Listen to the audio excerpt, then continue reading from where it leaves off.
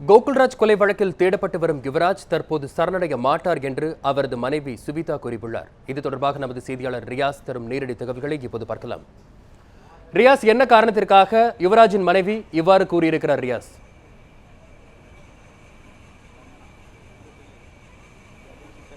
வணக்கம் வசந்த். இன்று காலையில் அதாவது கோகுல்ராஜ் கொலை வழக்கில் குற்றவாளியாக தேடப்பட்டு வரும் யுவராஜ் வீடு மற்றும் அவருடைய மாமியார் வீடு, அவருடைய பெற்றோர் வீடு உள்ளிட்ட 5க்கும் மேற்பட்ட இடங்களில் சிபிசிஐடி போலீசார் சோதனையில் ஈடுபட்டாங்க. தொடர்ந்து 8 மணி நேரத்துக்கு மேற்பட்ட இந்த சோதனை நடைபெற்றது. இதில் மொபைல் போன்கள் உள்ளிட்ட பல்வேறு பொருட்கள் கைப்பற்றப்பட்டதாக சிபிசிஐ அதிகாரிகள் தெரிவித்திருக்காங்க. இதனைத் தொடர்ந்து இன்று மாலை யுவராஜுடைய மனைவி சுவிதா செய்தியாளர்களை சந்திச்சாங்க. அவர் அவர்கிட்ட நமக்கு பேசலாம். அம்மா வணக்கம். இன்னைக்கு காலையில் சிபிசிஐடி போலீஸார் எந்தெந்த இடங்களில் சோதனையில் ஈடுபட்டாங்க, அதை பற்றி கொஞ்சம் சொல்லுங்கள். நாங்கள் குடியிருக்க வாடகை வீட்லேயும் எங்களோட அம்மா வீட்லேயும் இன்னைக்கு சோதனை இருக்காங்க. 2 இடத்துல சோதனை பண்ணியிருக்காங்க. இதில் என்னென்ன பொருட்கள் கைப்பற்றப்பட்டதாக கைப்பற்றப்பட்டாங்க, எந்த மாதிரியான விசாரணைகள் சிபிசிஐடி போலீஸார் நடத்துனாங்கம்மா? விசாரணைகள் நார்மலாக தான் இருந்தது. இன்றைக்கி எங்கள் வாடகை வீட்டில் எங்கள் வீட்டில் ரைட் பண்ணதில் நான் பயன்படுத்திட்டு வந்த ஆப்பிள் ஐஃபோன் மட்டும் கைப்பற்றிருக்காங்க. அதை எழுத்துப்பூர்வமாக எழுதி கொடுத்துட்டு கையெழுத்து வாங்கிட்டு போயிருக்காங்க. எங்களோட அம்மா வீட்டில் சோதனை நடத்தினது பழைய 2 செல்ஃபோன்கள் எடுத்ததாகவும் எங்கள் கண்காணிப்பு கேமராவில் இருந்த ஹார்ட் டிஸ்க் எடுத்துகிட்டு போயிருக்காங்க. அதுவும் எழுத்துப்பூர்வமாக எழுதி கொடுத்துட்டு எடுத்துகிட்டு போயிருக்காங்க. நிச்சயமாக. அதாவது இப்போ இந்த கோகுல்ராஜ் கொலை வழக்கில் குற்றவாளியாக சுமத்தப்பட்டு தலைமறைவாக இருக்கார். அவர் ஏதாவது உங்கள் நடுவில் ஏதாவது உங்களை சந்தித்து பேசினாரா அல்லது உங்கள் தொடர்பு கொண்டாரா, அதை பற்றி தகவல் ஏதாவது இருக்காமா? இது வரைக்கும் எதுவும் சந்திப்பு கிடையாது. ஞாயிற்றுக்கிழமை சரண்டர் ஆகிறதா அறிவிப்பு வந்திருக்கு. அந்த சூழ்நிலையில் நாங்கள் ஞாயிற்றுக்கிழமை அவரை சந்திக்கக்கூடிய வாய்ப்பு இருக்கும் அப்படின்னு நாங்கள் எதிர்பார்க்கிறோம். அவர் திட்டமிட்டபடி ஞாயிற்றுக்கிழமை சரணடைவாரா? சரணடைவாருன்ற நம்பிக்கை எங்களுக்கு இருந்தது. இப்போ எங்களோட பேரவை ஆட்கள் ஒரு 3 பேர் மிஸ் ஆகி இப்போ 24 மணி நேரம் ஆகுது. அவங்க சிபிசிஐடியில் இருக்கிறதா எங்களுக்கு தகவல்கள் அதிகாரப்பூர்வமாக வந்திருக்கு. பிரபு, கிரி, சுரேஷ் அப்படின்னு 3 பேர். அதில் கிரி, சுரேஷ் அப்படிங்கிற 2 பேர் எலச்சிபாளையம் காவல் நிலையத்திலிருந்து கூட்டிகிட்டு போகப்பட்டதா தகவல் எங்களுக்கு கிடைச்சிருக்கு. ஆனாலும் இது வரைக்கும் அதிகாரப்பூர்வமாக அவங்க சிபிசிஐடி மறுத்திருக்காங்க. இது வரைக்கும் எங்களுக்கு எந்த இன்ஃபர்மேஷனும் கொடுக்கல. பிரபுவோட நிலைமை என்ன ஆச்சு அப்படிங்கிறது இந்த சூழ்நிலை வரைக்கும் தெரியல. அவங்க ஃபேமிலி எப்படி எங்களுக்கு தேத்துறது அப்படின்னு தெரியல. ரொம்ப எல்லாரும் வருத்தப்பட்டுட்டு தான் இருக்காங்க. அதனால் சிபிசிஐடி அப்படி அவங்க வச்சிருந்தாங்க அப்படின்னா 24 மணி நேரம் ஆயிடுச்சு.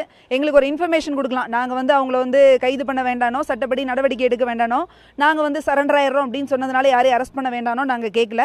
பசங்க அவங்க கஸ்டடியில் தான் இருக்காங்கன்னு சொல்லிட்டு அவங்க சட்ட ரீதியான நடவடிக்கைகளை மேற்கொள்ளட்டும், எதுக்கும் தயாராக தான் இருக்கும். ஆனால் பசங்க எங்கே இருக்காங்கன்றதை எங்களுக்கு தெரியப்படுத்தணும். அதுதான் எங்களோட கோரிக்கை.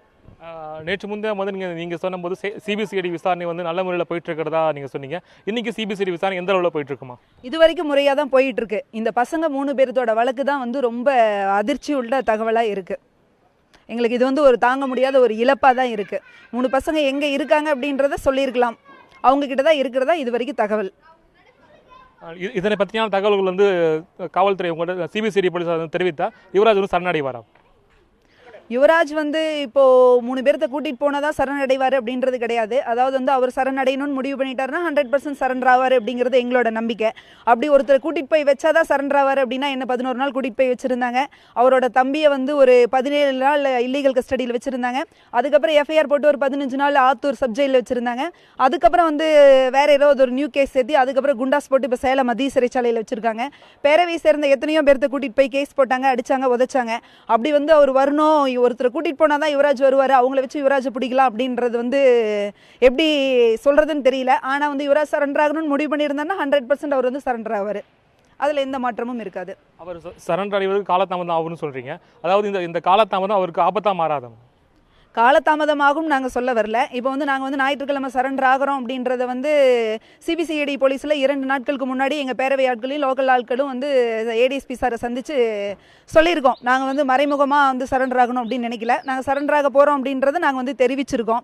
அப்படி இருக்கும் சூழ்நிலையில் இப்போ இந்த 3 பேர்த்தையும் இப்போ காணாமல் போயிருக்கிறது இது எப்படி இதை மாற்றாதா அப்படிங்கிறது ஞாயிற்றுக்கிழமை எதிர்நோக்கி தான் இருக்கும்.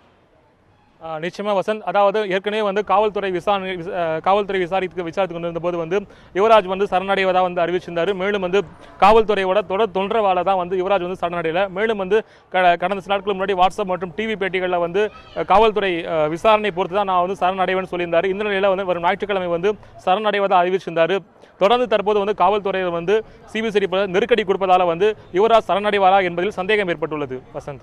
ரியாஸ், தற்பொழுது யுவராஜின் தரப்பை பொறுத்தவரையில் அவர் மனைவி கூறியிருக்கிறார் ஞாயிற்றுக்கிழமை யுவராஜ் அவர்கள் சரணடைவார் என்றும் கூறியிருக்கிறார். என்ன காரணத்திற்காக ஞாயிற்றுக்கிழமை அவர் சரணடைவார் என்று கூறியிருக்கிறார்கள் என்பதை அவரிடமே கேட்டு தெரியப்படுத்த முடியுமா ரியாஸ்?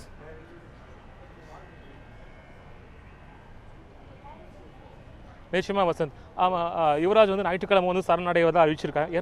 என்ன காரணத்துக்காக ஞாயிற்றுக்கிழமை சரணடைவாருன்னு சொல்லி அறிவிச்சிருக்காங்க? அது எங்களுக்கு எதுவுமே தெரியல. அதாவது வந்து அவர் தலைமறைவு வாழ்க்கை போதும் அப்படின்னு நினச்சிருக்கலாம். இல்லை அவர் வந்து மற்றவங்க என்ன சொல்ல வராரு, சமுதாயத்துக்கு என்ன சொல்ல வராரு அப்படிங்கிறத சொல்லிட்டோம் அப்படின்ற திருப்தி இருந்திருக்கலாம். என்ன அப்படின்றது அவர் வந்தாருன்னா தான் தெரியும். இந்த கேள்விகளை நீங்கள் ஞாயிற்றுக்கிழமை அவர்கிட்ட கேட்டுடலாம். அதற்கான பதில் ஞாயிற்றுக்கிழமை உங்ககிட்ட. நிச்சயமாக வசந்த். அதாவது ஞாயிற்றுக்கிழமை வந்து அவர் இத்தனை நாள் வந்து பல்வேறு விஷயங்கள் வந்து சமூக வலைதளம் மூலம் வெளியிட்டிருந்தாரு. இதனை தொடர்ந்து அவர் ஞாயிற்றுக்கிழமை சரணடைவார் சொல்லி அவர் மனைவி எதிர்பார்த்துட்டு இருக்காங்க. ரியாஸ், உங்கள் தகவல்களுக்கு நன்றி ரியாஸ்.